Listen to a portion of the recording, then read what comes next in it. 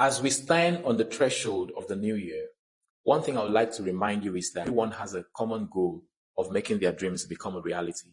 Everyone has something they want to achieve. Every single person has something they are looking up to at the end of the year. But one thing people fail to believe is that every single day and every single year comes with its unique opportunity as well as its possibility. But the question is, at the end of the day, when the opportunity comes, do you have what it takes to grasp these opportunities and make use of them? So you need to know that every single day is like a blank canvas on which you can paint your aspirations, you can paint your dreams, and you can paint your goals on. It is okay to have goals. It is okay to have these dreams in mind. But it is one thing to know that it is not just about setting goals, but achieving these goals requires something much more profound and something even much more transformative. When the Bible says in the book of James 2 verse 17 that faith without work is dead, it talks about not just having faith, but putting up your faith or backing up your faith with actions. And one of that very profound action that you need to take to get your dreams achieved in this new year is discipline. So discipline is like that bridge between your goals and your accomplishments. It is that driving force that compels you to get out of bed early. It is that push. Discipline gives you that grace such that when you are tired, it gives you the grace to stay focused. Discipline gives you the grace to stay focused in the face of distractions and in the face of obstacles, right? So let's talk about defining your goals clearly. Defining your goals clearly is a major form of discipline. Whether they are personal goals, whether they are professional goals, or whether they are health-related goals. Writing them down is crucial because vague aspirations definitely will lead to vague actions. So the secret is that the clearer your goals is, the easier it becomes to build discipline around them. Another point is create a plan. Goals without a plan are just wishes. You have to develop a detailed action plan that outlines every step that you need to take. It could be daily plan. It could be for a weekly basis. It could even be for a monthly basis. But make sure that each of these plans that you create is leading you to making your dream become a reality. The next point is cultivating a routine. Wake up with your routine in mind because discipline thrives in routine. So you have to show up every single day. Establish a routine that aligns with your goals. Dedicated and consistent work periods can create a framework for productivity. So you have to remember that those small, consistent efforts or those small, consistent showing up every single day can definitely amount to a significant change over time. The next one is that you have to stay accountable. Share your goals with someone that you trust, someone that has a great mind.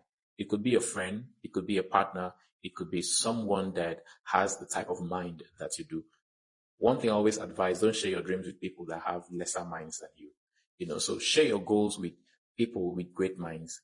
Okay. Now, the reason why you have to share your goals with people with great minds is that one day your motivation, your personal encouragement can wane off. And these are the people that would call you or reach out to you and remind you why you started. And when the Bible says that iron sharpeneth iron, so this is what I'm talking about. The next point is you have to learn how to embrace failure. Failure is part of the journey. You have to see setbacks as learning opportunities rather than seeing them as roadblocks because they are a big part of the journey. Okay, so for every failure that you encounter in your journey to success, this failure is meant to offer you valuable lessons that are definitely going to help you grow. So don't let your failures put you back. Rather, bounce on those failures, learn what you have to learn, and keep pushing. Keep failing forward.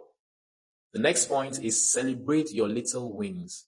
You have to recognize, you have to appreciate, and you have to celebrate your progress no matter how small you think it is. Every step that you take is a victory. So the best thing you can do is celebrating your little wins. Let me tell you one thing I used to do back then when I was working as a teacher.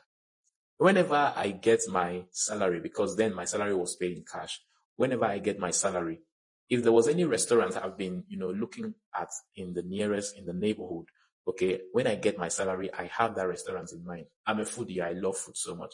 So the first thing I do is I go there and take a portion of that money and eat. For me, that's my tithe. I pay my tithe to my stomach because I need the energy to even work. So that is a way of me saying, oh, I celebrate everything I have done, all the stress of waking up and going to work this month. Let me celebrate it with a plate of food. So celebrate your little win. That's discipline. And then you have to practice self-compassion. Practice self-compassion. I keep saying this all the time. Be kind to yourself. Discipline doesn't mean perfection. There will be days when nothing is going to work. There will be days when motivation is going to wane off. There will be days when life is going to throw you curveballs. Don't beat yourself up because it is temporary. It will definitely pass by. All you just need to do is stay focused and keep going. And then let me end by saying this. Remember, I always say this in my previous video, and I'll keep saying this because this sounds like a mantra to me. Remember, you have all it takes to create the life that you desire. So all you just need is that commitment. All you just need is that little bit hard work. And all you need, most importantly, is staying focused and being disciplined, and also believing in yourself. Cheers.